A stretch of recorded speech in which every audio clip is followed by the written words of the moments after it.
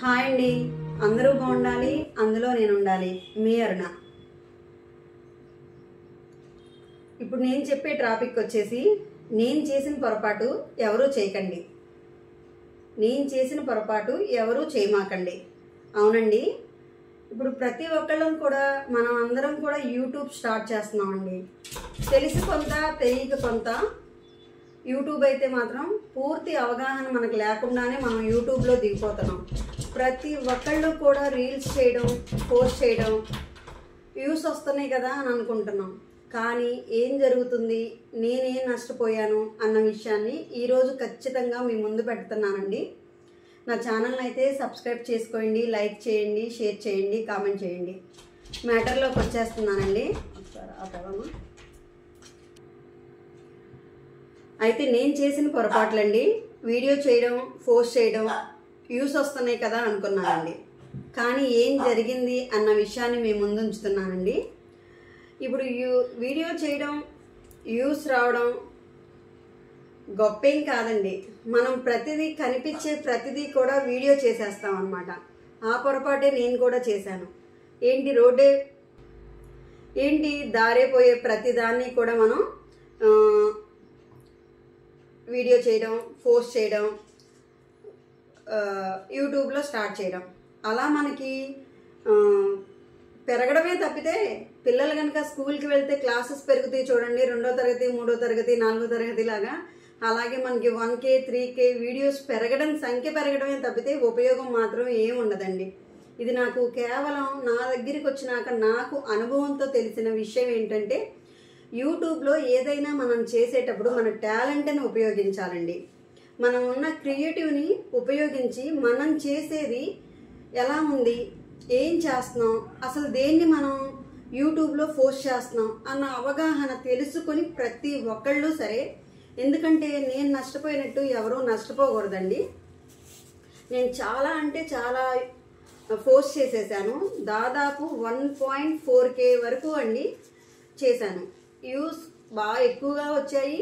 ఇంకేముంది, అంతా అయిపోయింది, నేను మానిటైజేషన్కి రెడీ అయిపోయాను అని అనుకున్నానండి.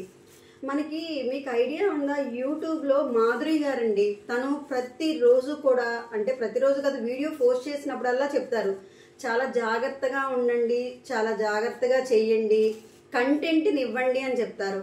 కానీ మనం పట్టించుకున్నట్టే ఉంటాం విన్నప్పుడు, కానీ మనం చేసే పని మాత్రమే మనం చేస్తాం. అది మన దాకా వస్తేనే విషయం ఏంటి అనేది అర్థమవుతుంది. అవునండి, నేను చాలాసార్లు ఆవిడ వీడియోలు చూశాను, ఆవిడ చెప్పేది విన్నాను, కానీ పాటించడం మాత్రం నేను పాటించలేదు. నా దాకా వస్తేనే నాకు తెలిసింది ఏంటంటే, నేను పోస్ట్ చేసిన వీడియోలు మొత్తం కూడా పనికిరాని కంటెంట్ అండి. అవును, పనికిరావు, ఏ మాత్రం కూడా పనికిరాని కంటెంట్.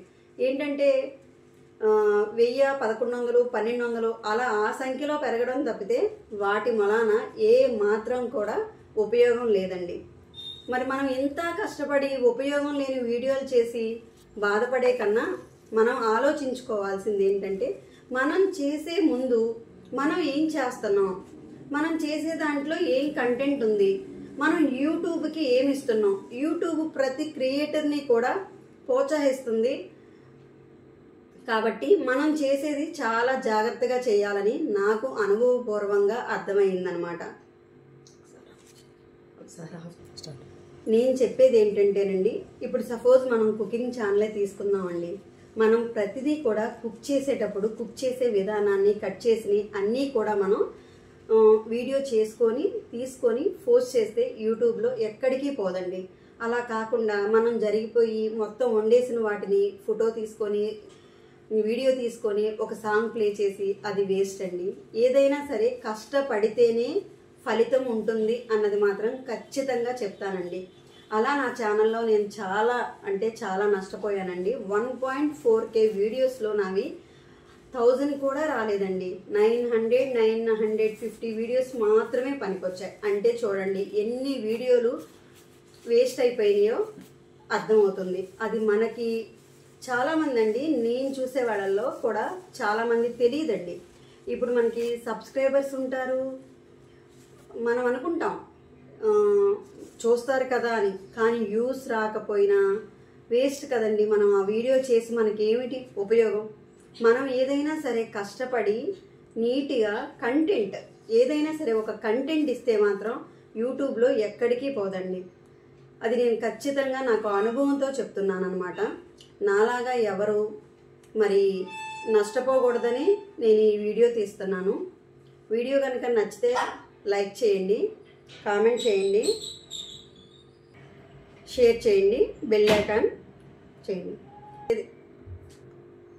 అయితేనండి నేను చెప్పేది ఏంటంటే, మనం ప్రతి ఒక్కటి కూడా వీడియో చేసి పోస్ట్ చేసేస్తామండి. ఎలాగా ఉదయించే సూర్యుడిని, అస్తమించే సూర్యుడిని, వర్షం పడుతుంటే కరెక్ట్ కాదండి.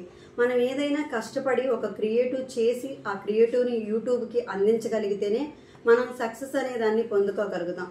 ఎగ్జాంపుల్, లోగో రెండు వైపులా మనదే ఉండకూడదు అని ఒకసారి వీడియోలో మాధురి గారు పోస్ట్ చేశారండి. అసలు అప్పుడు ఆ లోగో అంటే ఏంటో తెలియదు, ఆవిడ ఎందుకు చెప్తున్నారో కూడా నాకు అర్థం కాలేదు.